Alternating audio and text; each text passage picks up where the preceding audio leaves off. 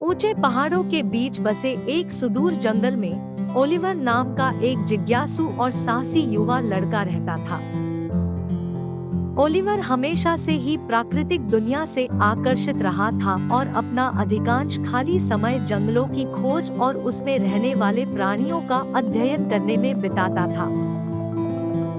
एक दिन जंगल के बीचों बीच ओलिवर की नजर जंगली जानवरों के एक समूह पर पड़ी। हिरणों का एक परिवार,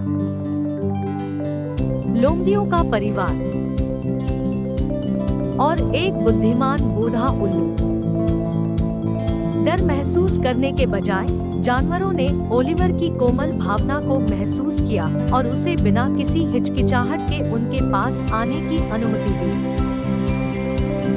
समय के साथ ओलिवर और जंगली जानवरों के बीच एक अनोखा बंधन बन गया। उसने उनके साथ अपना भोजन साझा किया और उनके तौर तरीके सीखे, जबकि बदले में उन्होंने उसे जंगल के रहस्य सिखाए।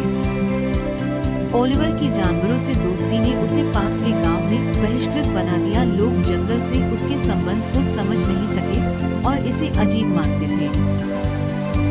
एक सर्दियों में जंगल में एक भयंकर तूफान आया जिसने इसे बर्फ की मोटी चादर में ढक दिया। जानवरों को भोजन खोजने के लिए संघर्ष करना पड़ा और ओलिवर ने अपने दोस्तों के लिए चिंतित होकर मदद करने का फैसला किया।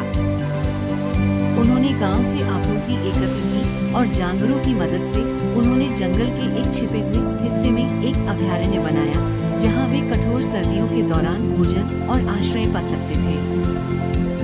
ओलिवर की करुणा और जानवरों के प्रति उसके अभयारण्य की बात पूरे गांव में फैल गई और लोगों को प्राकृतिक दुनिया के संरक्षण में मूल्य दिखाई देने लगा। ग्रामीणों ने ओलिवर के प्रयासों का समर्थन करना शुरू कर दिया और साथ में उन्होंने जंगल और उसके निवासियों की रक्षा के लिए परियोजनाओं का आयोजन किया।